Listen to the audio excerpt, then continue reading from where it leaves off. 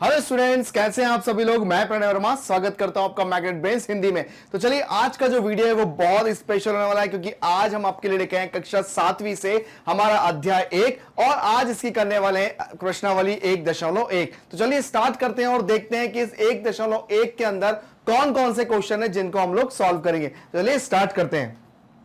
यहां पर पहला जो क्वेश्चन है वो दिया हुआ है। यहां पर किसी विशिष्ट दिन विभिन्न स्थानों के तापमानों को डिग्री सेल्सियस में निम्नलिखित संख्या रेखा द्वारा दर्शाया गया है। हमको यहां पर संख्या रेखा पर कुछ स्थान है जिनको हमको मतलब बताया गया है कौन कितना गर्म है, कौन कितना ठंडा है, उसके बारे में हमें बताया हुआ है ना। अब उसके बाद मुझे इन संख्या रेखाओं को देखते हुए मुझे यह बताना है कि कौन कौन से मतलब जो क्वेश्चंस हैं जिनका मैं आंसर दूंगा और उन आंसर के क्या क्या मतलब निष्कर्ष निकलेंगे, हम लोग वहां पर भी बात करेंगे। तो चलिए, पहला दिया है, इस संख्या रेखा को देखिए और इस पर अंकित स्थानों के तापमान लिखिए। चलिए, सबसे पहले मैं बात करता हूं, यहां पर बात करता हूं बैंगलोर। तो बैंगलोर का तापमान कितना है देख लेते हैं भाई। बैंगलोर का तापमान है, देखिए, यह है 20, 21, 22, कितना है 22 डिग्री सेल्सियस। ठीक है। दूसरा है, दूसरे की बात करते हैं ऊटी। तो ऊटी कितना है, ऊटी है 14। यहां से भी गिन सकते हैं 11, 12, 13, 14। ठीक है। उसके बाद हम बात करते हैं तीसरे नंबर की, जो है शिमला। शिमला का कितना है, शिमला का है 5 डिग्री सेल्सियस। ठीक है। उसके बाद फोर्थ पे आते हैं श्रीनगर। तो श्रीनगर का कितना है, श्रीनगर का कितना है, देखिए यह है 1, 2, 3 है ना, मतलब ये हो जाएगा 1, 2, 3, 4, 5। तो यहां पे 1 और 2, लेकिन -2, ठीक है ना, -2 डिग्री सेल्सियस। और जो पांचवा है वो दिया है लाहुलस्पीति।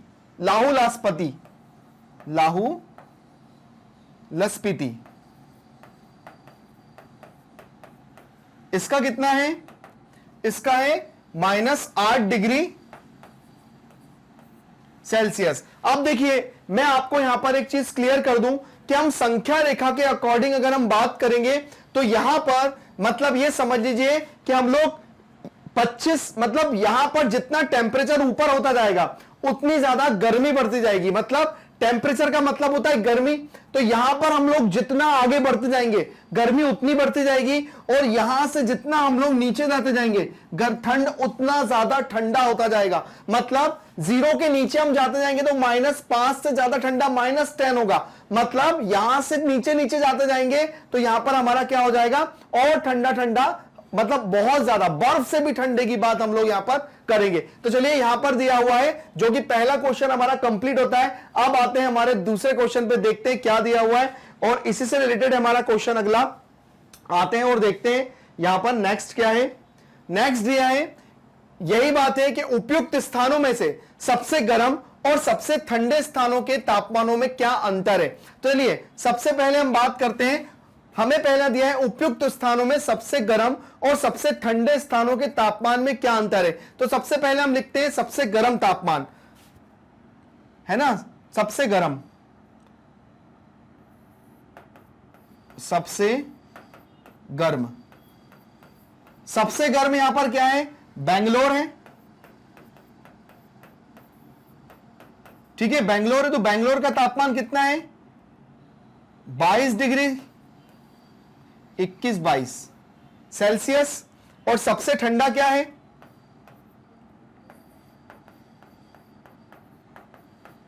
सबसे ठंडा यहां पर हो जाता है लाहुल स्पीति।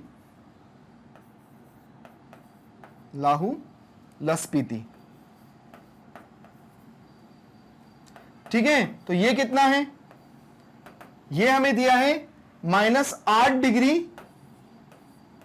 सेल्सियस। अब चूंकि मुझे बोला है कितना है दोनों में अंतर क्या है? तो देखिए अंतर करने के लिए मुझे क्या करना पड़ेगा? माइनस करना पड़ेगा। तो चलिए यहां पर अंतर निकालेंगे।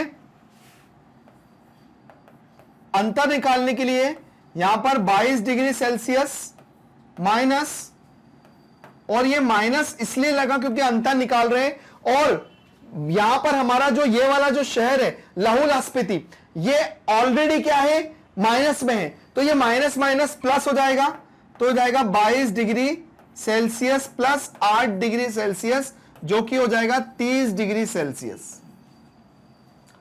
ठीक है, तो ये हो गया हमारा क्वेश्चन, और उसका जो आंसर है यहां पे हमने कंप्लीट किया। चलिए आते हैं अपने अगले क्वेश्चन पे, और उसके अंदर क्या दिया हुआ है उसके बारे में बात करते हैं। चलिए नेक्स्ट पे आते हैं। नेक्स्ट दिया है लाहौल स्पीति एवं श्रीनगर के तापमान में क्या अंतर है। देखिए सबसे पहली बात यहां पर हम बात करते हैं श्रीनगर और लाहौल स्पीति। तो आप लोग सबसे पहले देखते हैं लाहौल स्पीति कितना है।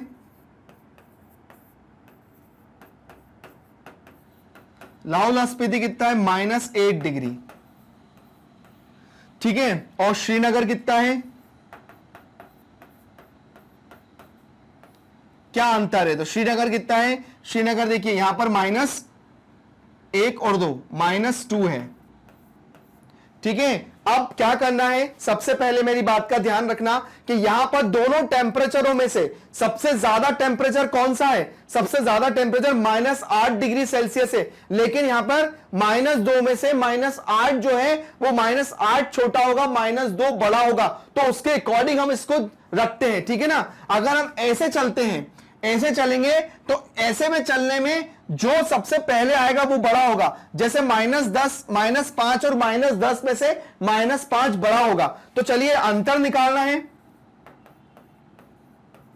अंतर निकालना है। तो अंतर निकालने के लिए हम सबसे पहले -2 रखेंगे और -8 डिग्री सेल्सियस रखेंगे। ठीक है, तो ये कितना हो जाएगा? -2 degree Celsius plus 8 degree Celsius, तो कितना हो जाएगा? 8 में से 2 जाएगा तो 6 डिग्री सेल्सियस।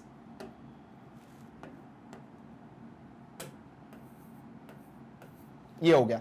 तो यहां पर जो हमसे पूछा था हमने उसका बहुत अच्छे से आंसर किया, और यहां पर हमने देखा कि भाई कैसे हम लोग जानेंगे कि सबसे ठंडा और सबसे गर्म कैसे निकाला जाता है। चलिए आते हैं अपने नेक्स्ट क्वेश्चन पे, देखते हैं क्या दिया हुआ है नेक्स्ट क्वेश्चन में। नेक्स्ट क्वेश्चन में दिखा है कि क्या हम यह कह सकते हैं कि शिमला और श्रीनगर के तापमानों का योग शिमला के तापमानों से कम है? क्या दोनों स्थानों के तापमानों का योग श्रीनगर के तापमान से भी कम है? तो चलिए सबसे पहले हमको क्या निकालना है? हम लोग पहले क्या करते हैं, क्या दिया हुआ है? शिमला और श्रीनगर के तापमानों का योग। तो चलिए हम लोग लिखते हैं यहां पे शिमला प्लस श्रीनगर के तापमानों का योग, तापमानों का योग शिमला के तापमान से कम है। यहां लिखेंगे शिमला के तापमान से कम है। तो चलिए सबसे पहले शिमला का तापमान क्या था? 5 डिग्री सेल्सियस, चूंकि प्लस में है, क्योंकि 0 के इधर प्लस है। और श्रीनगर का तापमान कितना है? श्रीनगर का तापमान आपको कितना दिख रहा है? 0, 1 और 2 -2 डिग्री सेल्सियस, -2 डिग्री सेल्सियस। और यहां पे शिमला का तापमान कितना था? शिमला का तापमान -2 डिग्री सेल्सियस था। शिमला का तापमान क्या पूछा था? शिमला का तापमान। तो शिमला का तापमान क्या था? 5 डिग्री सेल्सियस। शिमला का 5 डिग्री सेल्सियस है। चलिए अब हम इनको करते हैं माइनस, तो क्या हो जाएगा? देखिए प्लस माइनस माइनस, ठीक है। थोड़े हमारे ये मतलब जो डिग्री है वो बड़ी हो रही है, ध्यान रखिएगा ताकि आपको बोर्ड पे क्लियर दिखे। 5 में से 2 गया तो 3। जी हां, हम लोग कहेंगे हां कि शिमला प्लस श्रीनगर का तापमान जो है वो शिमला के तापमान से कम है, मतलब शिमला का तापमान ज्यादा है इन दोनों से, है ना। हम लिखेंगे हां शिमला का तापमान, क्या शिमला के तापमान से कम है? हम लिखेंगे हां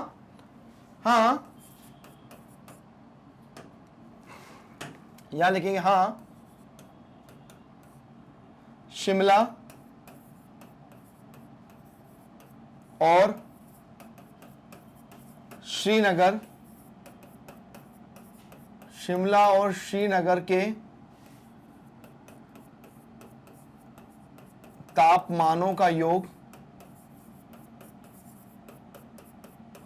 शिमला के तापमान से कम है। शिमला के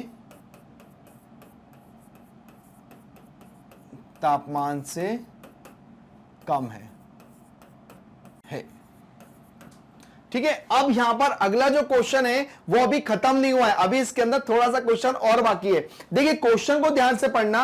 अब दिया है क्या इन दोनों स्थानों के तापमानों का योग श्रीनगर के तापमानों से कम है। अब देखिए सबसे पहली बात, इन दोनों का तापमान तो हमें पता ही था, कितना आया था भाई, इन दोनों का तापमान आया था 3 डिग्री सेल्सियस।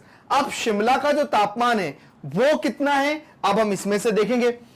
शिमला नहीं, श्रीनगर की बात कर रहे हैं, मतलब श्रीनगर के तापमान की बात कर रहे हैं। तो अब सबसे पहले यहां पर हम लोग देखते हैं अपने इसी क्वेश्चन में कि भाई अगर इसकी जगह मैं क्या कर दूं, श्रीनगर कर दूं। ठीक है, श्रीनगर कर देता हूं तो यहां पर क्या आएगा भाई, श्रीनगर का जो तापमान था वो था -2।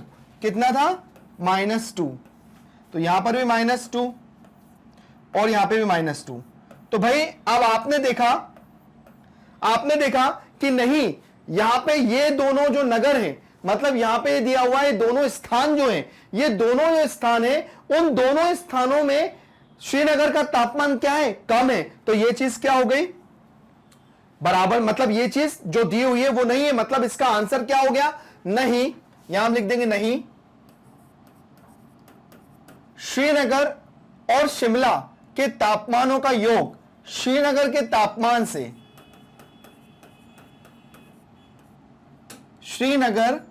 तापमान से अधिक है। बस यही लिखना है और अपना स्टेटमेंट को कंप्लीट करना है। आया समझ में? तो यहां पे जो भी क्वेश्चन है उनको हम लोगों को काय में से देखना है, वो इसमें से देखना है और इसमें से देख के उसके आंसर्स देना है। बहुत ही बढ़िया क्वेश्चन है, बने रहिए और देखते रहिए कि कौन कौन से क्वेश्चन है जो भी बचे हुए हैं। तो चलिए आते हैं, देखते हैं और बिल्कुल अपने क्वेश्चनों की तरफ आगे बढ़ते हैं और उन क्वेश्चनों में समझते हैं क्या दिया हुआ है। आगे आते हैं। आगे दिया है किसी प्रश्न उत्तरी में सही उत्तर के लिए धनात्मक अंक दिए जाते हैं। ठीक है, मतलब सही के लिए धनात्मक और गलत के लिए ऋणात्मक अंक दिए जाते हैं। मतलब जब हम कॉम्पिटिटिव एग्जाम्स देते हैं तो वहां पे माइनस मार्किंग होती है, तो प्लस के लिए तो प्लस होता है, मतलब जब माइनस हो जाता है तो नेगेटिव हो जाता है। तो दिए 5 उत्तरोत्तर चक्करों में जैक द्वारा प्राप्त किए गए अंक, देखो पहले 25 प्लस माइनस, मतलब योग करना है हमको, फिर -10, फिर +15, फिर +10, है ना।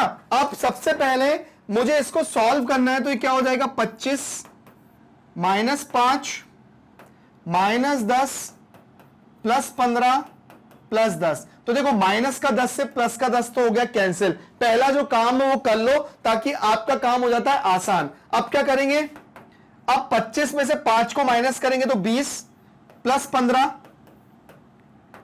तो ये 5 और 2 और 1 3, तो 35 अंक यहां पर हमारा आंसर आ गया। कैसे सॉल्व किया, प्लस माइनस को कैसे सॉल्व किया, आइए देखते हैं। देखिए यहां पर प्लस माइनस माइनस होता है और यहां पर भी प्लस माइनस क्या हो गया, प्लस माइनस माइनस हो गया, और यहां पर 15 और 10। अब देखो यहां पर माइनस का 10 था, प्लस का 10 था, दोनों सेम है पर साइन अलग अलग है, तो यहां क्या हो जाता है, कैंसिल हो जाता है। अब 25 में से 5 को माइनस किया 10 और 15 ये 25, तो हो गया 25 में से 5 गए तो 20 आ गया, और 15 ये तो 20 और 15 को प्लस किया तो 35 आ गया। तो यहां पर हमें चिन्हों का बहुत ध्यान रखना है, चिन्ह सही होंगे तो हमारे क्वेश्चन बहुत अच्छे से सॉल्व हो जाएंगे। आते हैं अपने अगले क्वेश्चन पे, देखते हैं क्या हुआ है और उसके अंदर बहुत जल्दी उन क्वेश्चनों के सॉल्यूशन पे भी आते हैं। तो बस बने रहिए और देखते रहिए। अगला जो क्वेश्चन है वो दिया हुआ है, सोमवार को श्रीनगर का तापमान -5 डिग्री सेल्सियस था, मंगलवार को तापमान 2 डिग्री सेल्सियस हो गया। मंगलवार को श्रीनगर का तापमान क्या था, बुधवार को तापमान 4 डिग्री सेल्सियस बढ़ गया, बुधवार को तापमान कितना था। क्वेश्चन बहुत इजी है, पढ़ने में आपको ऐसा लग रहा है, क्वेश्चन को समझिएगा। चलिए सबसे पहले हम लिखेंगे उत्तर में, सोमवार को श्रीनगर का तापमान कितना था? सोमवार को श्रीनगर का तापमान -5 डिग्री सेल्सियस। तो मंगलवार को तापमान 2 डिग्री कम हो गया है ना, तो मंगलवार को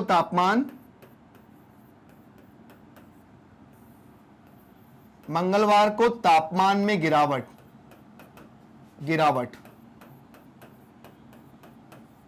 कितने की हुई? 2 डिग्री की। तो गिरावट हो गई, तो गिरावट हुई, तो गिरा तो माइनस 2 डिग्री। अब क्या करेंगे? तो माइनस प्लस 2 डिग्री गिरा है ना। देखिए यहां पर एक चीज ध्यान से समझना कि यहां पर इसको करने से पहले हमारा जो मंगलवार को तापमान था वो 2 डिग्री कम हो गया। अब हमारे को जो तापमान था वो यहां पर 5 डिग्री सेल्सियस था। अब यहां पर जब हम तापमान को गिराएंगे तो हम कहां जाएंगे? माइनस में जाएंगे। तो माइनस में जाएंगे तो कितना हो जाएगा? 2 डिग्री सेल्सियस गिर गया। तो अब क्या हो जाएगा? माइनस प्लस और 60 डिग्री सेल्सियस, ये हमारा -7। तो ये किस दिन का तापमान हो गया? ये मंगलवार का तापमान हो गया। आया समझ में अच्छे से? देखिए सोमवार को श्रीनगर का तापमान -5 डिग्री सेल्सियस था, उसमें 2 की गिरावट आ गई, तो माइनस प्लस हो गया 60 डिग्री सेल्सियस। ये काय का तापमान हो गया? यहां पर मंगलवार को श्रीनगर का तापमान क्या था? तो मंगलवार को श्रीनगर का तापमान ये रहा। मंगलवार को श्रीनगर का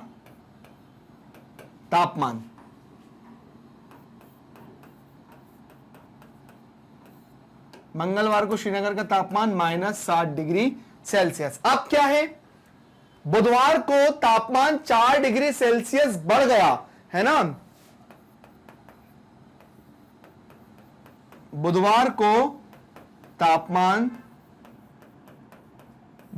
तापमान बढ़ा।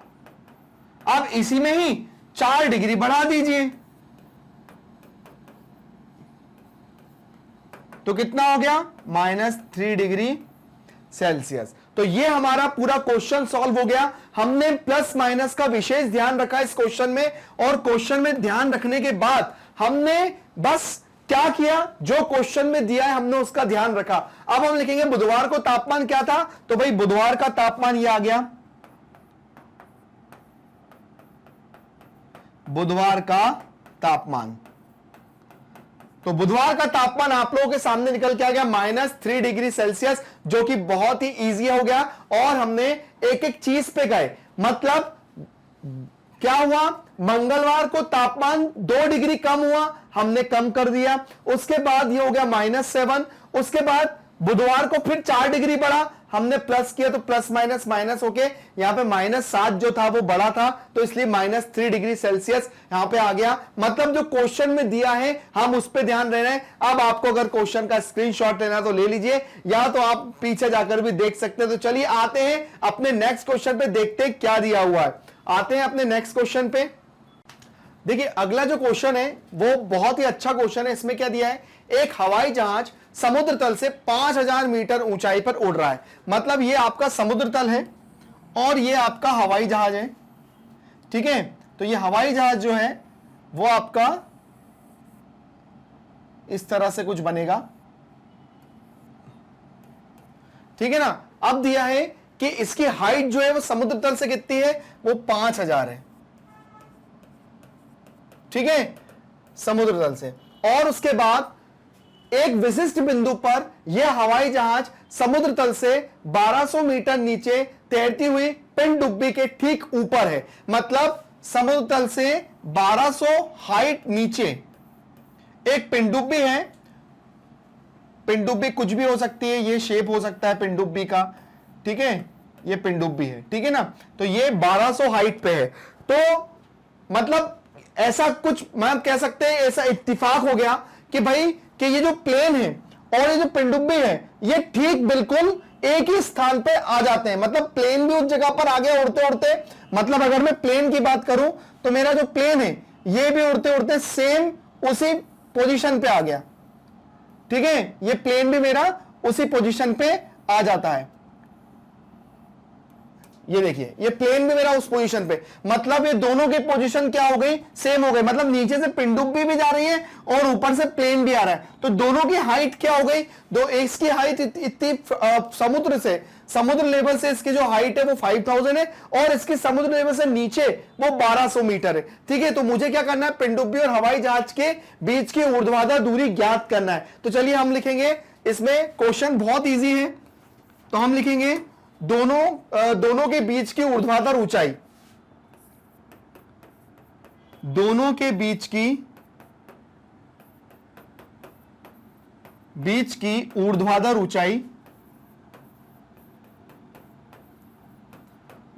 ऊंचाई, बराबर हम लिखेंगे जहाज की समुद्र तल से ऊंचाई,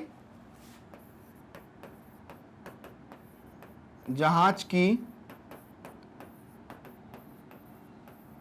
समुद्र तल से ऊंचाई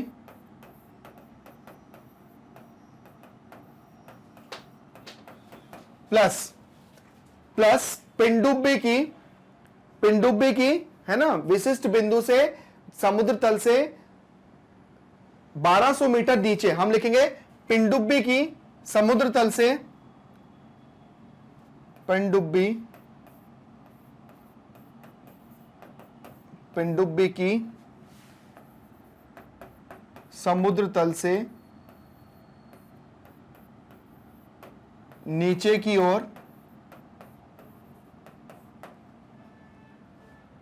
ओर विशिष्ट बिंदु बी पर यह हवाई जहाज समुद्र तल से 1200 मीटर नीचे तैरती हुई पिंडुब्बी के ठीक ऊपर है ना। समुद्र तल से गहराई कर लो कितनी है। अब देखिए, अब यहां पर हम लोग क्या करेंगे, यहां पर जो जहाज की जो समुद्र तल से ऊंचाई थी वो कितनी थी, 5000। और उसके बाद पिंडुब्बी की कितनी थी नीचे, 1200, ठीक है। अब हमको क्या करना है, इनको सिर्फ प्लस कर देना है। तो चलिए ये कितना हो जाएगा, 1 2 3 0 0 2 1, तो हो जाएगा 6200, 6200 मीटर। इन दोनों की जो हाइट है वो क्या हो जाएगी, 6200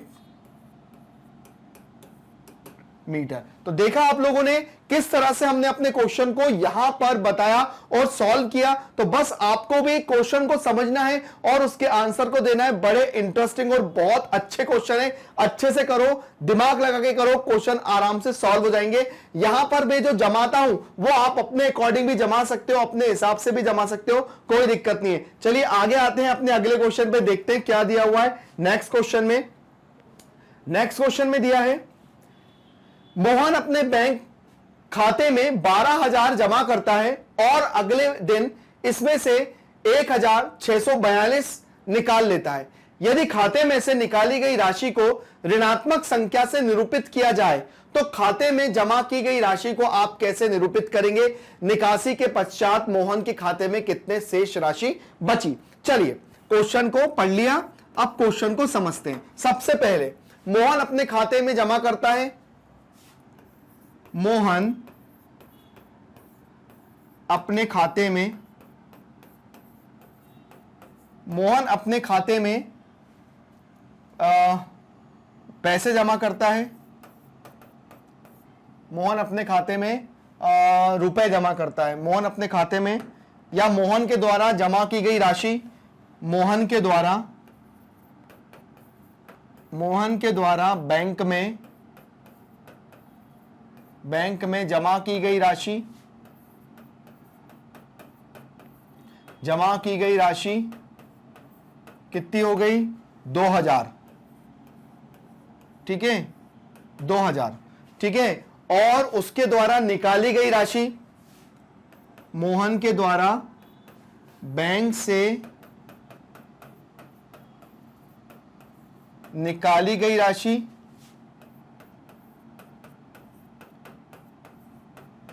कितनी हो जाएगी 1642। अब देखिए हमसे पूछा क्या है, ध्यान से समझिएगा। हमसे पूछा यह है कि यदि खाते से निकाली गई राशि को ऋणात्मक संख्या से निरूपित कर दिया जाता है, मतलब खाते से निकाली गई राशि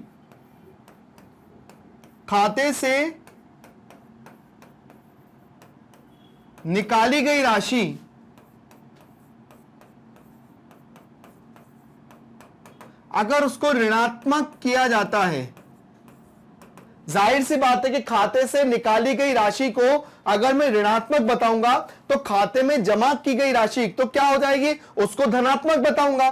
तो खाते में जमा की गई राशि को क्या बताऊंगा मैं, धनात्मक 2000 रुपीज। अब मुझसे क्या बोला है, अब मुझसे यह बोला है कि मोहन के पास शेष राशि, अब लिखेंगे मोहन के पास शेष राशि, मोहन के पास शेष राशि। चलिए, तो जमा की गई राशि को धनात्मक ले लिया और निकाली गई राशि को ऋणात्मक ले लिया। तो अब हम इन दोनों को माइनस करेंगे, तो चलिए ये हो जाएगा 2000 और इसमें से माइनस करेंगे तो 2461। तो यहां पर हो जाएगा 10 में से 2 गए 8 बचा, यहां पे 9 में से 4 गए 5 बचा, यहां 9 में से 6 गए 3 बचा, क्योंकि यहां 1 हो जाएगा तो 0। तो कितना हो जाएगा 3358, 358 रुपीस बचे उसके खाते में। तो हम लिखेंगे, क्या लिखेंगे, निकासी के पश्चात मोहन के खाते में कितनी राशि बची, तो निकासी के पश्चात मोहन के खाते में शेष राशि कितनी बची, इसको काट के लिख दीजिएगा 385 रुपीस। तो ये बहुत इजी क्वेश्चन है। देखिए इस क्वेश्चन को हम वैसे भी सॉल्व कर सकते थे कि भाई जाहिर सी बात है कि जब जमा 2000 किए और निकाल लिए 1642 रुपए तो डायरेक्ट माइनस कर दो, लेकिन यहां पर हमें क्या दिया था, यदि खाते से निकाली गई राशि को ऋणात्मक संख्या से निरूपित किया जाता है, मतलब हमारा जो क्वेश्चन है, मतलब हमारा जो चैप्टर है पूर्णांक का, तो पूर्णांक के हिसाब से हमें इस चैप्टर को सॉल्व करना है। तो यहां पर हमें एक एक चीज को डिस्क्राइब भी करना है। तो और देखते जाइए इस क्वेश्चन के अंदर, वैसे तो बहुत इजी क्वेश्चन है, पर हम लोग अपने पूर्णांक के हिसाब से इन क्वेश्चनों को कैसे सॉल्व करेंगे, आपको उन चीजों का ध्यान रखते हैं। चलिए आगे आते हैं और देखते हैं, अपने अगले क्वेश्चन की तरफ बढ़ते हैं, क्या दिया हुआ है नेक्स्ट में। अब इस क्वेश्चन में सबसे ज्यादा हमें पढ़ने की जरूरत है। क्या पढ़ने की जरूरत है, ध्यान देना। रीता बिंदु ए से पूर्व की ओर बिंदु बी तक 20 किलोमीटर दूरी तय करती है। बिंदु ए से वो 20 किलोमीटर दूरी पूर्व की तरफ बी की तरफ चलती है। इतना आया समझ में। उसके बाद क्या बोला है, उसी सड़क से अनुदिश माइनस बिंदु बी की वह 30 किलोमीटर की दूरी पश्चिम की ओर तय करती है। मतलब देखो ध्यान से समझना, मैं एक बार फिर से पढ़ दे रहा हूं, क्वेश्चन को पहले अच्छे से एक बार पढ़ना, उसके बाद फिर जो दिया है उसको एनालाइज करना। रीता बिंदु ए से पूर्व की ओर बिंदु बी की तरफ 20 किलोमीटर की दूरी तय करती है। उसी सड़क के अनुदिश बिंदु बी से वह 30 किलोमीटर की दूरी पश्चिम की ओर तय करती है। यदि पूर्व की ओर तय की गई दूरी को धनात्मक पूर्णांक से निरूपित किया जाए तो पश्चिम की ओर तय की गई दूरी को आप कैसे निरूपित करोगे, बिंदु ए से उसकी अंतिम स्थिति किस पूर्णांक से निरूपित करोगे। चलिए सबसे पहली बात, हम क्वेश्चन को पहले पढ़ लिया, अब पहली लाइन पे आते हैं। रीता बिंदु ए से पूर्व की ओर बिंदु बी की तरफ 20 किलोमीटर चलती है। चलिए बिंदु ए से चलना चालू करी, बिंदु बी की तरफ कितना किलोमीटर, पूर्व में 20 किलोमीटर। चलिए इतना तो आया समझ में, ठीक है।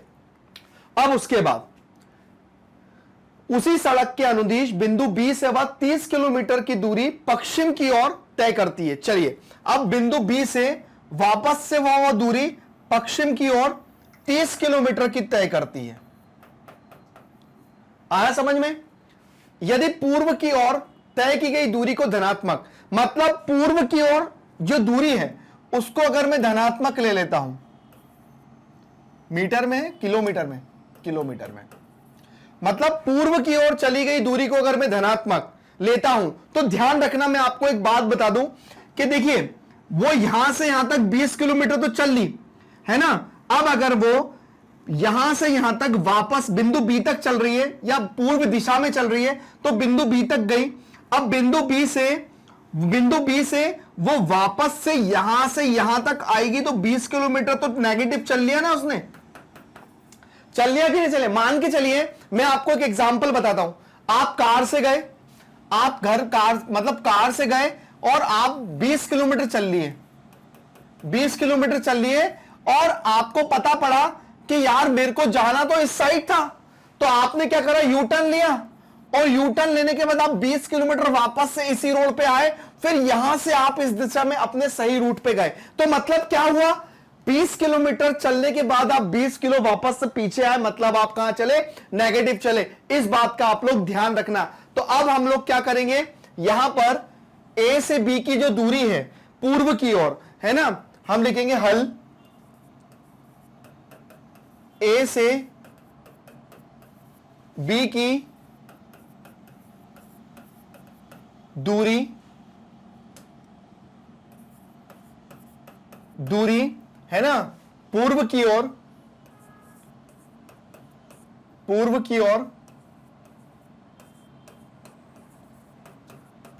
ओर प्लस 20 किलोमीटर। ठीक है। अब उसके बाद यहां पर हम लेंगे कि उसी सड़क के अनुदिश बी से वह 30 किलोमीटर, मतलब बी से पश्चिम दिशा की ओर, बी से पश्चिम दिशा की ओर, पश्चिम दिशा की ओर दूरी जो है वो कितनी चल रही है, तो उसको हम नेगेटिव लेंगे। आया समझ में? क्योंकि मैंने कॉन्सेप्ट तो बता दिया था कि जब सीधा जा रहे हैं, ऐसे जा रहे हैं, ठीक है, अब उसी पे वापस आ रहे हैं, तो समझ लीजिए कि एक तरफ से वो नेगेटिव तो हो गया। अब हम क्या लिखेंगे, मतलब ये समझ लीजिए बी से पश्चिम की ओर सी दिशा की ओर आ रहे हैं, तो मुझे क्या निकालना है, बिंदु है ना, बिंदु ए से उस अंतिम स्थिति को किस बिंदु से निरूपित करोगे। हम लिख लिया, अतः हम लिखेंगे उसको, अतः बिंदु ए से अंतिम बिंदु को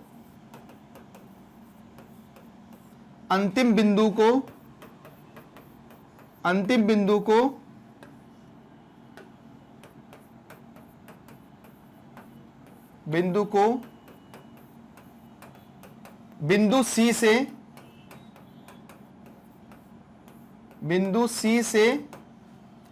सी से निरूपित करेंगे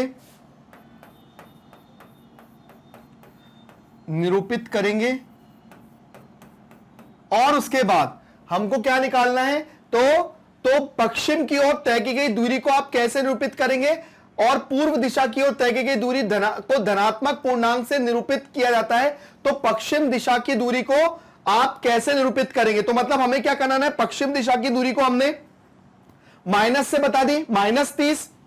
अब हमें क्या निकालना है, ए से सी की दूरी, तो मतलब ए माइनस सी, तो ए से सी की दूरी, ए से जो सी की दूरी है, मतलब ए की दूरी कितनी थी, ए की दूरी थी हमारी 20 किलोमीटर है ना, तो टोटल -30, ठीक है। तो यहां कितना हो जाएगा, 20 - 30 तो बराबर -10 किलोमीटर। तो टोटल जो किलोमीटर आ गया वो -10 किलोमीटर आ गया। मतलब इससे समझ में आया कि भाई यहां पर जो उसने दूरी जो चली, देखो इतनी क्यों, एक बात और समझाता हूं, इतनी 20 चली और इतनी 20 चली,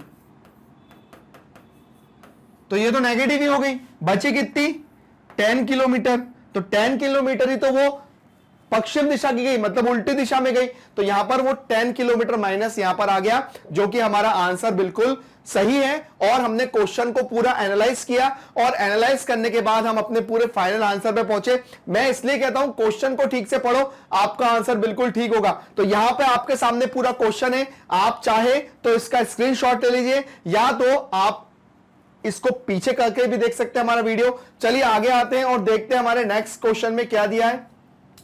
अब हमें दिया है, तो यहां हमारा एक क्वेश्चन है, वो बड़ा इंटरेस्टिंग क्वेश्चन है। क्या दिया हुआ है, किसी मायावी वर्ग में प्रत्येक पंक्ति, प्रत्येक स्तंभ, प्रत्येक विकर्ण की संख्याओं का योग समान होता है। बताइए निम्नलिखित में से कौन सा वर्ग मायावी है। मतलब क्वेश्चन का मतलब समझा कि जब अगर मैं पंक्तियों को अगर मैं वर्ग करूंगा, ठीक है, मतलब ये जो पंक्ति है, पंक्तियों को अगर वर्ग करूंगा, इन सबको टोटल करूंगा, इन सबका टोटल करूंगा, तब भी सेम आना चाहिए।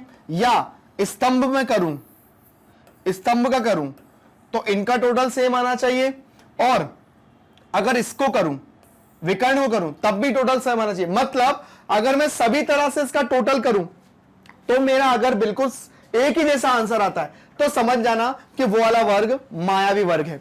चलिए सबसे पहले हम लोग बात करते हैं, हम लोग इसको ऐसे सॉल्व करते हैं पंक्तियों में। तो हम लोग लिखते हैं पहला, फर्स्ट यहां से स्टार्ट करते हैं और हम लिखते हैं प्रत्येक पंक्ति, प्रत्येक पंक्ति। तो प्रत्येक पंक्ति में हम लोग स्टार्ट करेंगे 5 प्लस -1 प्लस -4, ठीक है। तो ये कितना हो जाएगा, 5 -1 -4, तो ये हो जाएगा 4 -4, 5 में से एक गया, 4 -4 जो कि आ गया 0। तो ये वाली पंक्ति का तो टोटल कितना आ गया, 0। चलिए ये वाली पंक्ति का करते हैं,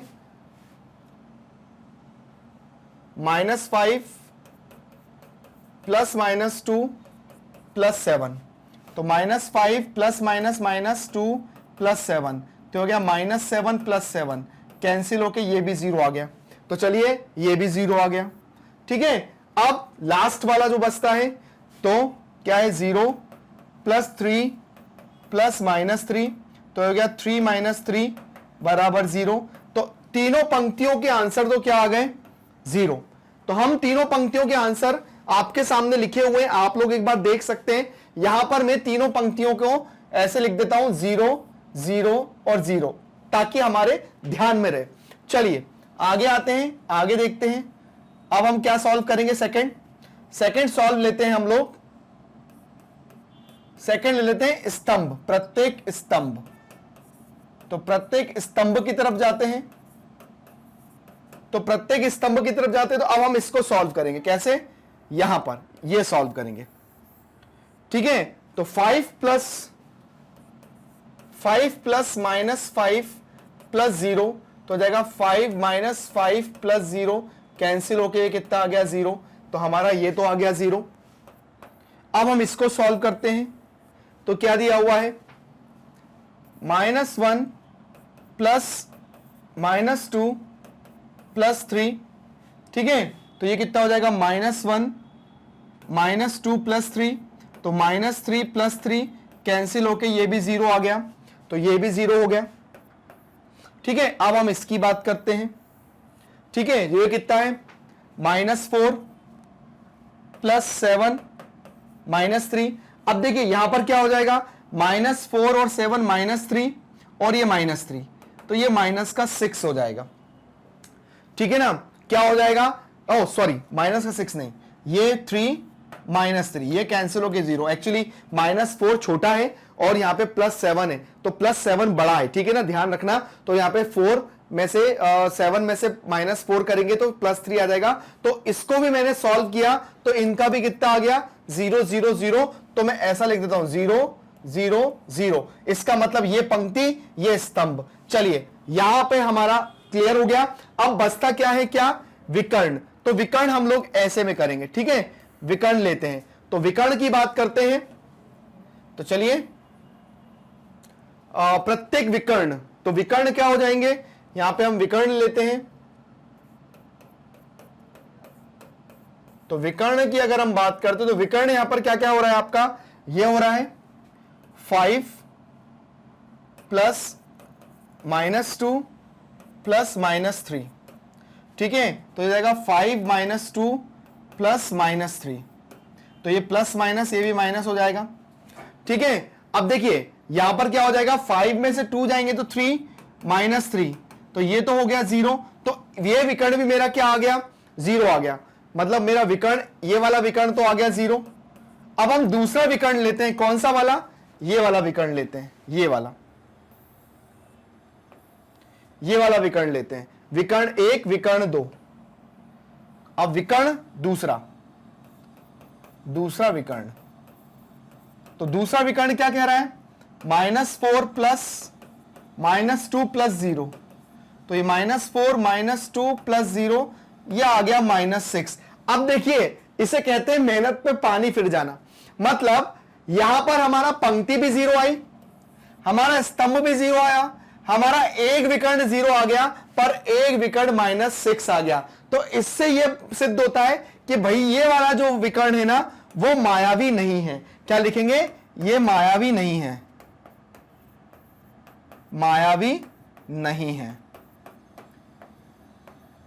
ठीक है। अब बात करते हैं इसकी, क्या ये मायावी है, तो सेम प्रोसेस इसके अंदर भी करते हैं। तो चलिए आते हैं और इसको भी सॉल्व करते हैं, ठीक है। क्वेश्चन आपके सामने है, तो चलिए सबसे पहले क्या सॉल्व करते हैं, हम पहले सॉल्व करते हैं पंक्ति, प्रत्येक पंक्ति है ना। चलिए पहला प्रत्येक पंक्ति,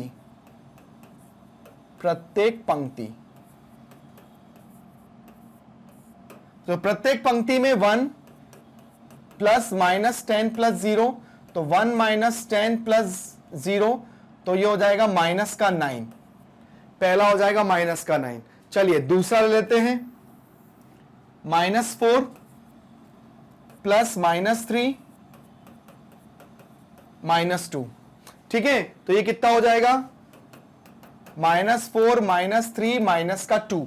ध्यान रखिएगा plus minus minus plus minus minus, तो -4 -3 -7, तो कितना हो जाएगा, -7 -2 -9। तो यहां पे भी -9 हो गया, मतलब ये भी -9,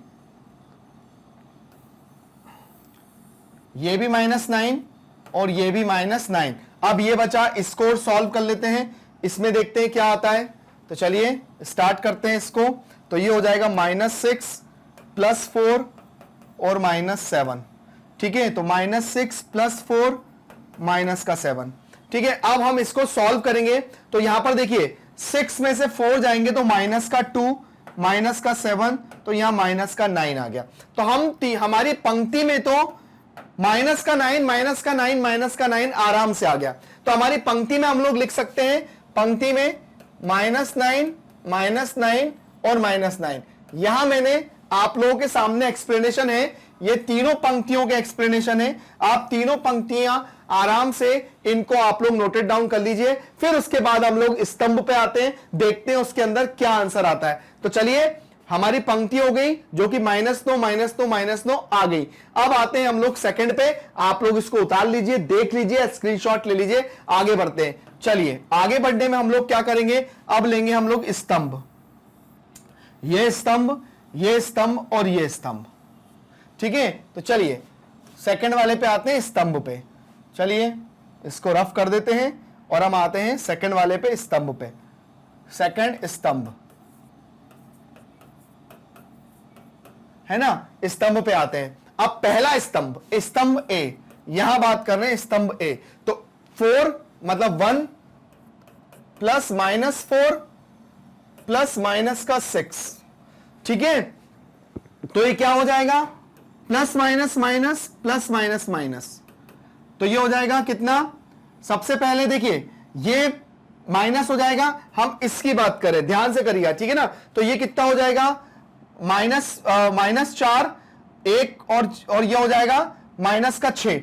अब देखिए यहां पर जब हम इसको प्लस करेंगे तो इसको प्लस करने पे क्या बन सकता है, ध्यान दीजिएगा। तो ये हो जाएगा 4 में से 1 गया, -3 -6, तो हो गया -9। तो हमारे को पहला वाला मिल गया -9, 1 मिल गया, 4 में से 1 को माइनस करूंगा तो माइनस का 3 आ जाएगा, क्योंकि 4 बड़ा है हमारा, ध्यान रखना। अब स्तंभ बी की बात करते हैं।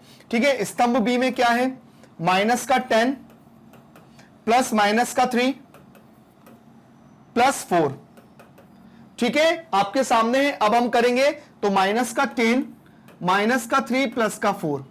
ठीक है, अब देखिए क्या होगा, माइनस के 10 में से माइनस के 3 को माइनस करूंगा तो कितना हो जाएगा, देखिए माइनस का 10 माइनस का 3 माइनस का 3 माइनस का 10 माइनस का 3 और प्लस का 4। तो माइनस का जो 10 है ये हमारे पास है, माइनस माइनस प्लस हो गया तो कितना हो गया, माइनस का 13 प्लस 4। 13 में से 4 को माइनस करेंगे, माइनस का 9। तो यहां पर ये भी हमारा हो गया 9। अब आता है स्तंभ सी। चलिए यहां पर कर देते हैं स्तंभ सी। ये हो जाएगा 0 -2 प्लस -7।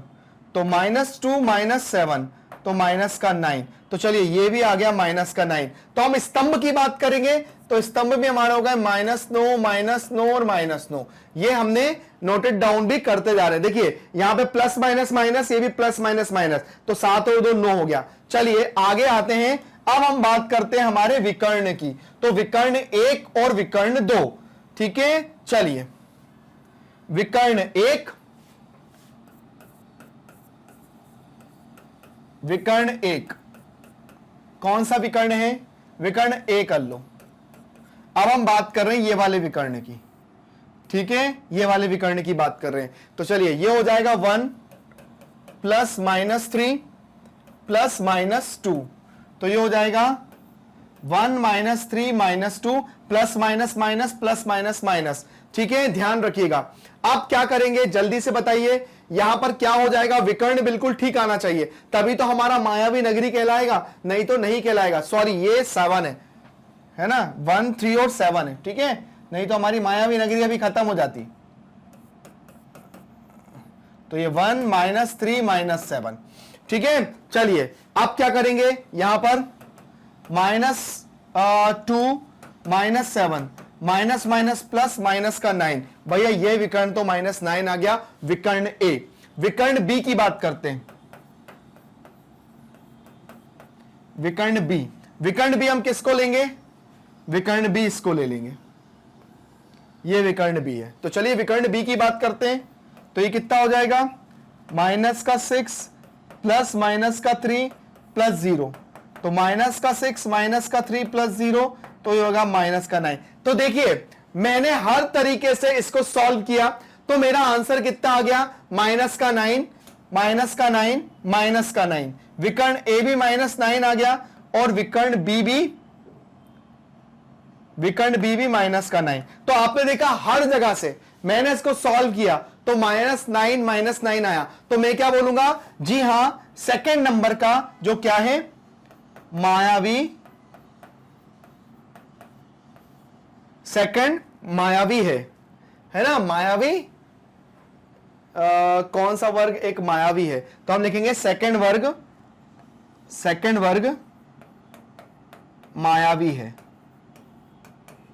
ठीक है, मायावी मतलब जादू वाला वर्ग, इस तरह से। तो यहां पर हमारा ये क्वेश्चन खत्म होता है। इस तरह के और भी क्वेश्चन होंगे, या आपको कभी कभी हो सकता है आपको फिल इन द ब्लैंक्स पे भी दे दें कि मैं यहां पर क्या, मतलब यहां पे ब्लैंक छोड़ दूं, यहां पे ब्लैंक छोड़ दूं, यहां पे ब्लैंक छोड़ दूं, तो वो ब्लैंक में आपको फिल करना पड़ेगा कि आप लोग उसके अंदर क्या रख सकते हो। तो चलिए आते हैं और अपने अगले क्वेश्चन की तरफ जाते हैं, देखते हैं आगे कौन कौन से इंटरेस्टिंग क्वेश्चन है जो हमें अभी सॉल्व करना है। चलिए आगे आते हैं और देखते हैं। अब हमें यहां पर दिया है ए और बी के निम्नलिखित मानों के लिए हमें एक लेफ्ट LHS और RHS दिया है, और यहां पर हमें एक एक करके वो मान दिए हुए हैं। चलिए उनको हम लोग देखते हैं। यहां पर पहला दिया है A बराबर 21 और B बराबर 18। अब हम इसको रखेंगे। ठीक है, तो A माइनस B बराबर A प्लस B। ठीक है, तो चलिए अब हम रखते हैं 21 माइनस का 18 बराबर 21 प्लस 18। तो ये हो जाएगा 21 माइनस माइनस प्लस 18, और ये भी हो जाएगा 21 plus 18।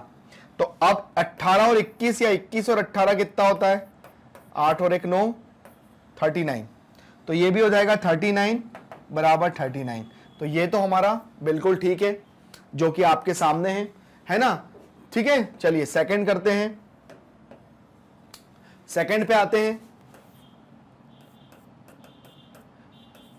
a minus B then a plus B. तो यहां पर a की वैल्यू है 118 माइनस 125 और यहां पर है 118 मतलब 118 प्लस 125। तो चलिए 118 प्लस 125 बराबर 118 प्लस 125। तो 118 और 125 को प्लस कर लीजिए, तो ये हो जाएगा 118 और 125, 9 10 11 12 13, 13 की 3 हासिल का 1, 2 और 1 3 और 1 4, 243 बराबर 243। देखिए वो तो होना ही है, क्योंकि अगर मैं इसको ऐसा करूंगा, ये हो जाएगा माइनस माइनस प्लस, तो ये भी a प्लस बी हो जाएगा और ये भी a प्लस बी हो जाएगा। तो सबकी वैल्यूज जो हैं वो आना ही है इक्वल। थर्ड वाले पे आते हैं। यहां दिया है a बराबर 75 और b बराबर दिया है 84। तो चलिए यहां रखेंगे a, यहां लिखेंगे 75 माइनस 84 और यहां लिखेंगे 75 और यहां लिखेंगे 84। तो ये हो जाएगा 75 प्लस 84 और यहां पे भी लिखेंगे 75 प्लस 84। तो 75 और 84 को प्लस करेंगे तो यहां पे 75 और 84, 5 और 4 9, ठीक है, और उसके बाद 8 9 10 11 12 13 14 15, 159। तो 159 बराबर 159। ठीक है, तो यहां पर हमारे सामने दोनों क्वेश्चनों के आंसर हैं और कैसे हमने सॉल्व किया ये भी हम लोग देख रहे हैं। तो ऐसे ही लास्ट क्वेश्चन और बचा है, इसको हम लोग यहां कर लेते हैं फोर्थ। तो यहां लिखा है a बराबर है 80 28 और b बराबर दिया है 11। इसको और सॉल्व कर लेते हैं। तो यहां दिया है minus B then a plus B. तो यहां हो जाएगा 28 माइनस 11 देन 28 प्लस 11। तो ये हो जाएगा 28 प्लस 11 और ये भी हो जाएगा 28 प्लस 11। 8 और 1 9, 2 और 1 3, 8 और 1 9, 2 और 1 3।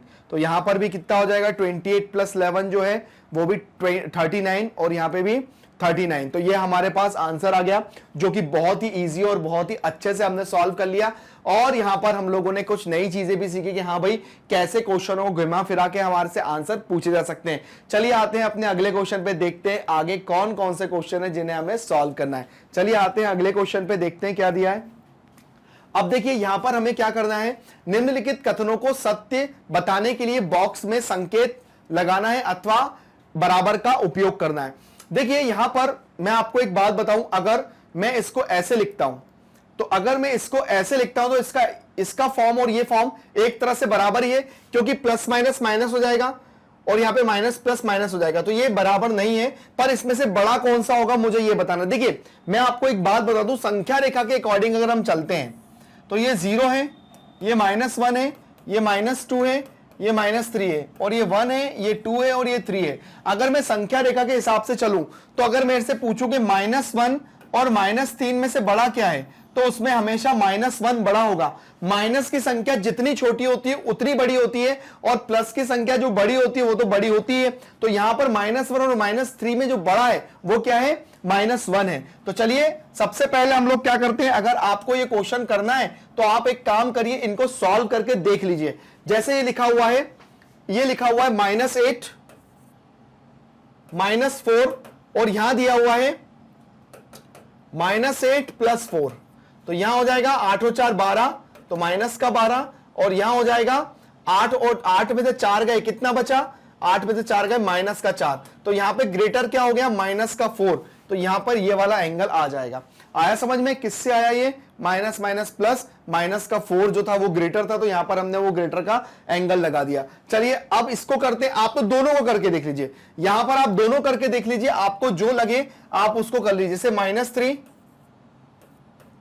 + 7 माइनस का 19 नहीं -19 और यहां लगते हैं 15 माइनस का 8 प्लस माइनस का 9।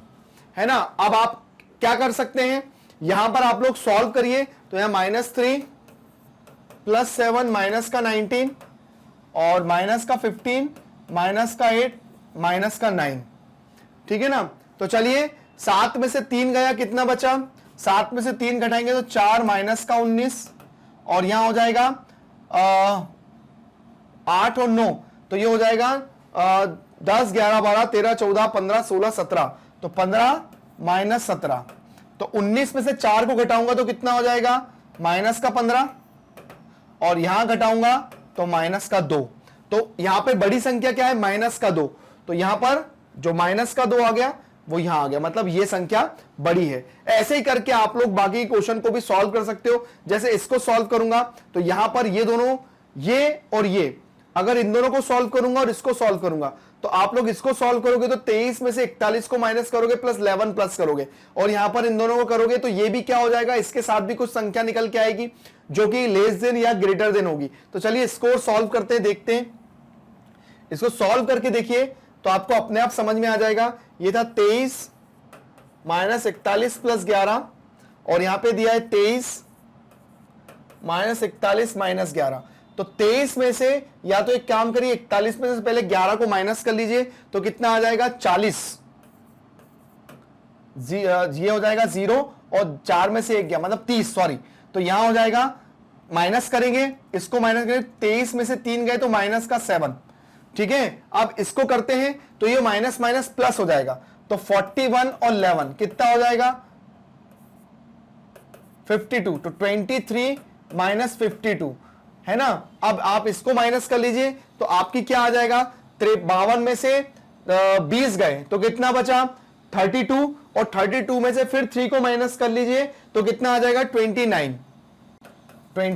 अब आप देखेंगे कि -7 और -29 में से कौन बड़ा है, तो -7 बड़ा है। तो यहां पर हमारा जो आंसर आएगा वो किससे आया, 23 11 और इससे, तो हमारा ये वाला पार्ट ग्रेटर हो गया। और आगे करते हैं, हमारा अगला जो क्वेश्चन है वो क्या है देखते हैं। नेक्स्ट क्वेश्चन जो है, अब यहां जो दिया हुआ है 39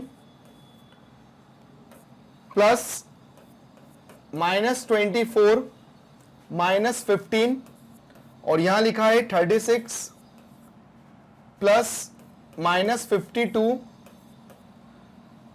और -36। चलिए पहले इसको सॉल्व कर लेते हैं, हम इनको ब्रैकेट से बाहर निकाल लेते हैं। तो ये है 29 -24 माइनस का 15 मतलब 39, 24 और 15, और यहां कितना है 36 -52 और प्लस 36, ठीक है। यहां पर ये दोनों चीजें दी हुई हैं। अब आपको माइनस करना है तो सबसे पहले आप इन दोनों को माइनस कर लो, तो यहां पे हो जाएगा 39 में से 24 को माइनस करेंगे तो 9 में से 4 गया तो 5 बचा, 3 में से 2 1, तो यहां पे बचा 15 -15, तो ये तो हो गया 0, ठीक है। और उसके बाद अगर हम इसको सॉल्व करेंगे तो 36 और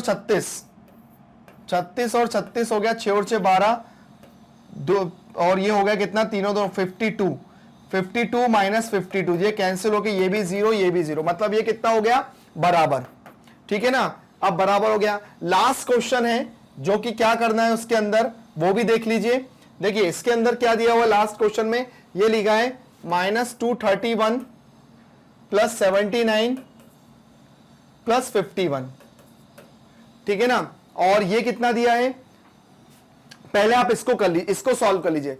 तो पहले जो 79 है और 51 है आप उसको प्लस कर लीजिए, 9 और 1 10, 7 और 5 12 और 1 13, तो माइनस का 231 में से 130, मतलब प्लस माइनस माइनस करेंगे तो यहां कितना हो जाएगा 231 और 130, तो 0 0 और 1 100 बचेगा, ठीक है, माइनस का 100। तो इसका तो हो गया माइनस का 100। अब इसको करके देखते हैं, मैं यहां पे लिख लेता हूं इसको माइनस का 100। चलिए अब इसको सॉल्व करके देख लेते हैं। तो ये है -399 प्लस 159 प्लस 81, तो पहले आप इन दोनों को प्लस कर लीजिए, तो 159 और 81, तो 9 और 1 10 की 0 हासिल का 1, है ना, 8 और 1 9, 9 और 5 14, 14 की 4 हासिल का 1, 240, तो 399 प्लस 240, ठीक है। यहां पे हो गया 9 और 1 10, 10 की 0 हासिल का 1, 8 और 5 13 और 1 14, 14 की 4 हासिल का 1 240। अब 399 में से आप कर दीजिए माइनस 240 को, तो ये हो गया 9, 9 में से 4 गया, 5 बचा, 159 कितना आया, माइनस का 159। तो भाई जाहिर सी बात है कि यहां पे माइनस का 100 जो है ना वो बड़ा है, तो यहां पर ये आ गया आंसर। तो इस तरह से हम अपने क्वेश्चंस को सॉल्व करेंगे और सॉल्व करने के बाद उसके निष्कर्ष पे पहुंचेंगे कि भाई क्वेश्चन के अंदर क्या दिया हुआ है, कौन बड़ा है कौन छोटा है, ये सारी चीजें मैंने आपको बताई और बताने के बाद हमने इनको सॉल्व किया। चलिए आगे आते हैं अपने अगले क्वेश्चन पे, देखते हैं क्या दिया हुआ है। आगे का क्वेश्चन बहुत ही इंटरेस्टिंग है और बहुत ही मजेदार क्वेश्चन है। चलिए आगे देखते हैं नेक्स्ट क्वेश्चन पे। हमारा नेक्स्ट क्वेश्चन जो दिया है, पानी के एक तालाब में अंदर की ओर सीढ़ियां हैं, एक बंदर सबसे ऊपर वाली सीढ़ी पर बैठा हुआ है, जैसा कि आपको चित्र में दिख रहा है ना। पानी नवी सीढ़ी पर है, जैसे बंदर यहां बैठा है और पानी क्या है, नवी सीढ़ी पर है। ठीक है, अब इसके अंदर कुछ पॉइंट्स दिए हुए हैं, सबसे पहले उसको पढ़ते हैं। वह एक छलांग में 3 सीढ़ी, मतलब एक छलांग में 3 सीढ़ियां नीचे की ओर जाता है और अगली छलांग में 2 सीढ़ियां ऊपर की ओर जाता है। कितनी छलांग में वह पानी के स्तर तक पहुंच जाएगा? क्वेश्चन आया समझ में? मतलब यहां बैठा है, यहां से वो क्या करेगा, यहां से 3 छलांग लगाएगा तो एक सीढ़ी पे पहुंच जाएगा, फिर वहां से वापस से 2 छलांग पे आकर सीढ़ी पे आ जाएगा।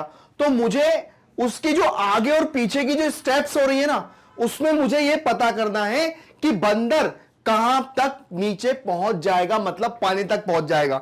तो ये तो आप डायग्राम के रूप में आपको समझाया हुआ है, चित्र भी बहुत अच्छा दिख रहा है यहां पर, लेकिन हम इसमें नवी सीढ़ी नहीं बना सकते हैं। इसके लिए हम एक काम करते हैं, हम यहां पर एक ब्लैंक पेज लेकर उसको समझाते हैं। चलिए, यहां पर ये आपकी सीढ़ी है, 1 2 3 4 5 6 7 8 और ये नवी, और नवी सीढ़ी पे क्या बताया है, नवी सीढ़ी पे पानी बताया है। तो यहां पे हमने इसको पानी को ऐसा कर लिया, ठीक है ना। अब यहां पर हम स्टेप्स बनाते हैं, 1 2 3 4 5 6 7 8 और ये नवी स्टेप पे क्या है, पानी है। चलिए, अब सबसे पहले यहां पर बंदर कहां बैठा है, पहली सीढ़ी पे, तो पहली से 3 छलांग लगाई। तो अब जैसे जो छलांग लगाएगा उसको मैं यहां पर ऐसे बताता जाऊंगा, पहली पे 3 छलांग लगाई तो कहां पहुंच गया, पहली से 3 छलांग लगाई तो कहां पहुंच गया, 4 पे। तो देखो, पहली से 3 छलांग लगाई तो कहां पहुंच गया, 4 पे, ठीक है। और उसके बाद 4 से फिर 2 कहां आया, 4 से 2 फिर पीछे आया, 2 स्टेप्स पीछे आया, तो 4 माइनस 2, तो कितना हो गया, 2। अब बंदर की पोजीशन क्या है, बंदर की पोजीशन सेकेंड स्टेप्स पे, ठीक है ना। अब देखो, यहां से फिर 2 से फिर 3 छलांग लगाएगा, तो 2 से जब 3 छलांग लगाएगा तो कहां पहुंच जाएगा, 5वीं पे। तो चलिए, 2 से फिर इस पे लगाया तो पहुंच गया 5वीं पे, ठीक है। अब 5वीं से फिर वो बैक आएगा, 2, तो 5 माइनस 2, तो कहां पहुंच गया, तीसरी पे, ठीक है ना। अब उसके बाद ये बंदर अब तीसरी पे, तीसरी से फिर छलांग लगाएगा 3, तो कहां पहुंच जाएगा, 6 पे। तो चलिए, तीसरे से फिर 3 छलांग लगाई, पहुंच गया 6 पे, ठीक है। अब 6 से फिर माइनस 2 लगाई तो कहां पहुंच गया, 6 से 4 पे पहुंच गया। देखो, इस पे फिर छलांग लगाई तो कहां पहुंच गया, 4 पे पहुंच गया, ठीक है। अब 4 पे पहुंच गया तो 4 से फिर 3 छलांग लगाएगा, तो 4 प्लस 3 कहां पहुंच जाएगा, 7 पे। तो चलिए, 4 से फिर 3 छलांग लगाई, यह पहुंच गया 7 पे। 7 से फिर 2 माइनस आया, 2 सीढ़ियां फिर माइनस आया, तो कहां पहुंच गया, 5 पे। देखो, तो यहां हो जाएगा 7 माइनस 2, कहां पहुंच गया, 5 पे। 5 से फिर 3 छलांग लगाएगा, चलिए 5 से फिर 3 छलांग लगाई, कहां पहुंच गया, 8, तो 5 प्लस 3 कहां पहुंच गया, 8। 8 से फिर 2 गया पीछे, कहां आ गया, 6 पे। ये हमने ब्लू बनाना था, ठीक है ना। चलिए, 8 से फिर आया पीछे 6 पे, ये आ गया 6 पे, ठीक है। तो हमने क्या, 8 माइनस 2 पहुंच गया 6 पे। अब 6 से वो जब छलांग लगाएगा 3, तो कहां पहुंच जाएगा 6 + 3, ये नवी सीढ़ी पे पहुंच गया। अब आपको ये चीज क्लियर समझ में आ रही होगी कि ये जो बंदर की जो छलांग है वो कितनी छलांग में बंदर कहां पहुंच गया, पानी तक पहुंच गया। तो ये आपकी पहली छलांग थी, ये दूसरी छलांग थी, ये तीसरी, ये चौथी। ऐसा कर लो, एक काम करो इसको, ये पहली, ये दूसरी, ये तीसरी, ये चौथी, ये पांचवी, ये छठी, ये सातवीं, ये आठवीं, ये नवीं, ये 10वीं और ये 11वीं छलांग। मतलब 11 छलांगों में बंदर कहां तक पहुंच गया, पानी तक पहुंच गया। अब यहां पर इस 11 छलांग में जब बंदर पहुंचा तो अब इस क्वेश्चन में आगे आपसे पूछा जाएगा कुछ क्वेश्चन।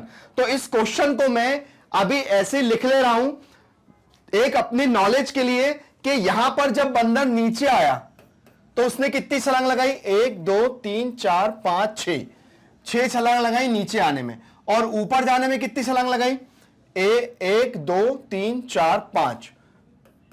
ठीक है, अभी मैं ये क्वेश्चन ऐसा कैसा लिख दे रहा हूं। अभी तो हमारा इस क्वेश्चन को जो आंसर है ना वो क्या है, 11 स्टेप्स में है ना। कितनी छलांग मारकर वो स्तर तक पहुंच गया, हम लोगेंगे वहां 11 छलांग लगाकर, 11 छलांग लगाकर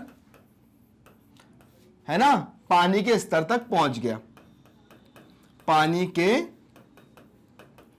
स्तर तक पहुंचा।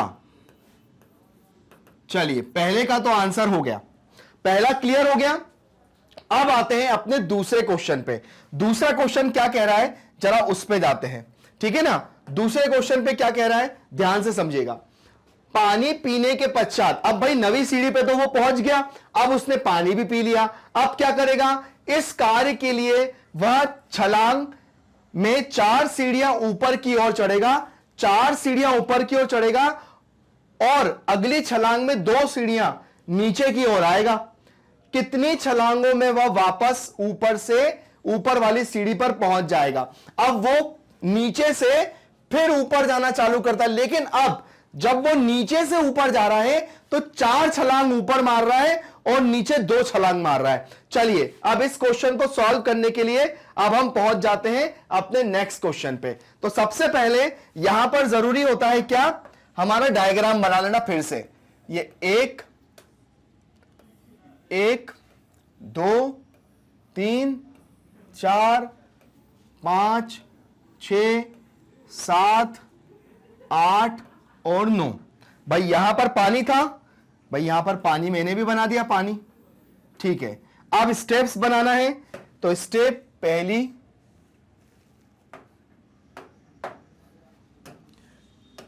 पहली स्टेप 2 3 4 5 6 7 8 और ये 9, ये नवी स्टेप पे पानी है। ठीक है ना, ये नवी स्टेप पे पानी है भैया, यहां तक पूरा पानी है।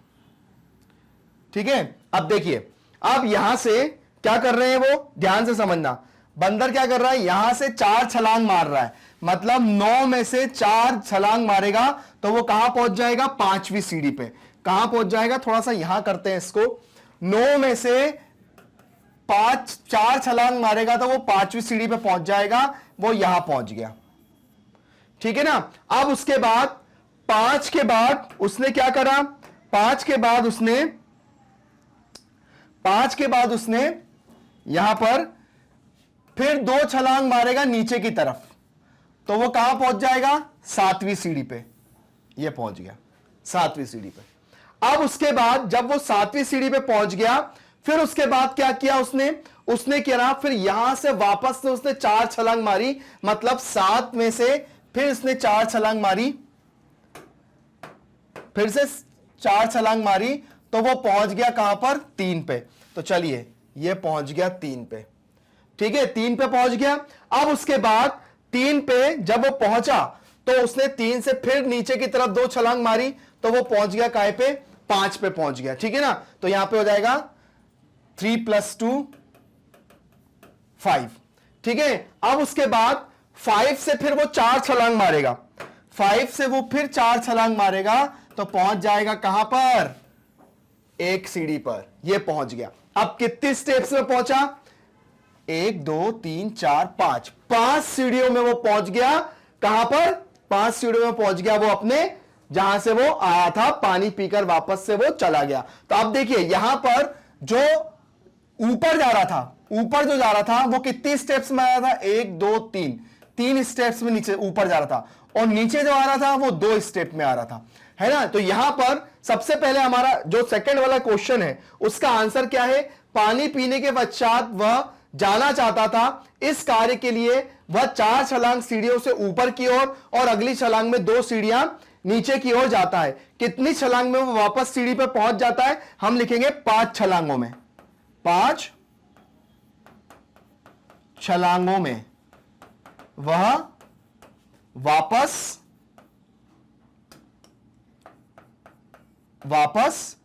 पहुंच जाता है,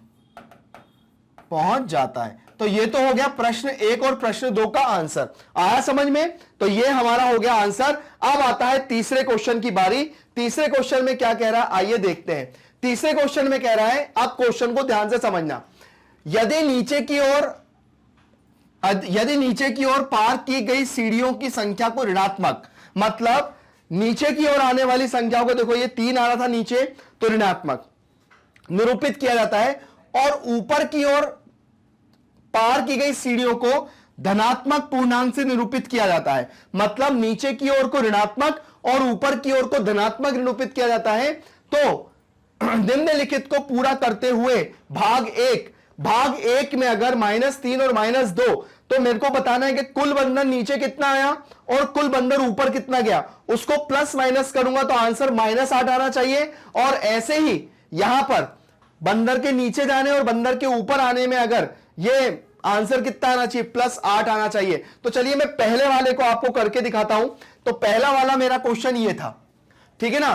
तो बंदर कितनी बार नीचे आया था और कितनी बार ऊपर गया था? इनने बोला है नीचे आने को क्या बताना है? ऋणात्मक, और ऊपर जाने को धनात्मक। तो बंदर देखो कितनी बार नीचे आया था? बंदर आया था 6 बार, ठीक है। तो कितनी बार आया था? देखो 6 बार नीचे आया था। तो देखो 6 बार और 5 बार ऊपर गया था। तो ध्यान से देखना, क्वेश्चन को समझना। देखिए 6 बार, तो -3 -3 -3 -3 -1 2 3 4 5, 1 2 3 4 5 6, -3। और ऊपर कितनी बार गया? +2 +2 +2 +2, 1 2 3 4 और 5 बार। ये लीजिए, ये +2। मतलब अगर मैं थोड़ा सा इसको ऐसे लिखूं एक ही लाइन में तो समझ में आ जाएगा। तो -3 +2 -3 +2 -3 +2 -3 +2, तो 1 2 3 4, -3 +2, तो 1 2 3 4 5, और ये -3, तो 1 2 3 4 5 6, ये 6 हो गए। तो कितने 3 थे? 1 2 3 4 5 6, तो 6 थी 18, 6 थी 18, और 2 कितने थे? 1 2 3 4 5, तो 2 पंजे 10, तो 18 में से 10 गया तो -8। मतलब इनका ये कहना जो था वो बिल्कुल सही है। पहला हो गया करेक्ट, -3 +2 ऐसा करके अगर मैं देखूं तो बंदर के कुल आने की, नीचे आने की संख्या कितनी थी? 6, ठीक है। देखो 6 बार है ना। जितना लाल स्टेप बता रहा है, ये जो लाल आपको बता रहा है, ये सारा बता रहा है बंदर नीचे आया है, और नीला बता रहा है बंदर ऊपर गया है, ठीक है ना। क्लियर हुई ये चीज? तो यहां पर ये एक चीज तो मेरा हो गया क्लियर। अब आता हूं मैं दूसरे क्वेश्चन पे। दूसरे क्वेश्चन पे बोला है कि अगर नीचे जाने को क्या बताना है? ऋणात्मक, और ऊपर जाने को बोलना है धनात्मक। तो बंदर यहां पे कितनी बार ऊपर गया? बंदर यहां पे 3 बार ऊपर गया और 2 बार नीचे आया, तो 3 बार ऊपर गया। मतलब क्वेश्चन के अकॉर्डिंग देखिए यहां पर 4 और -2 था, मतलब बंदर यहां पर कितनी बार ऊपर गया? बंदर यहां पर गया 4 बार ऊपर और 2 बार नीचे। तो चलिए यहां पर हो जाएगा 4 बार ऊपर, मतलब 4, और यहां पे कितनी बार लिखना है? 4, 1 2 3 बार, तो और 2 कितनी बार लिखना है? 2 बार, तो -2 +4 -2 +4। ये अब इसका आंसर क्या आना चाहिए? +8 आना चाहिए। तो चलिए क्या हो जाएगा? 4 4 1 2 3, जो 4 तिया 12, कितना हो जाएगा? 12, और ये हो जाएगा 2 दूनी 4, तो 12 में से 4 गए, 8 बचा। तो यहां पे भी मेरा आंसर कितना आ गया? +8 आ गया, जो मेरे से बोला था। तो इसलिए मैंने आपको क्वेश्चन नहीं हटाए थे, मैंने इसलिए यहां पर करके रखा था ताकि आप लोगों को समझ में आ जाए कि भाई हां, ये नीचे जाना और ऊपर आना ये आपके सामने क्लियर है डायग्राम से कि भाई ये रेड बता रहा है ऊपर गया और नीला बता रहा है नीचे आ रहा है। तो यहां पर हमने उस पूरी स्टेप्स को भी किया और इससे पता पड़ा कि बंदर कुल 3 बार ऊपर गया और 2 बार नीचे आया। तो ये सेकंड वाले की बात है, तो उसमें +8 आया, तो यहां आपको दिख रहा है मेरा +8 आंसर आ गया। तो इस तरह से ये हमारी जो कक्षा 7वीं की जो अध्याय हमारा जो प्रश्नावली है 1.1 ये यहां पर कंप्लीट होती है और उसके बाद इसके हमने पूरे जो क्वेश्चन है वो भी हमने कंप्लीट करिए। तो बने रहिए हमारे साथ। बने कहां रहना है आपको, आप लोग जानते हैं, आप लोगों को बने रहना है मैग्नेट ब्रेन्स हिंदी के साथ, जो देता है 6 से लेकर 12 तक का एजुकेशन, वो भी बिल्कुल फ्री में। आपके जितने भी छोटे बड़े भाई बहन हो, आपके फ्रेंड्स हो, आप उनको हमारे चैनल के बारे में बताइए, हमारे चैनल को लाइक और सब्सक्राइब करिए। Thank you.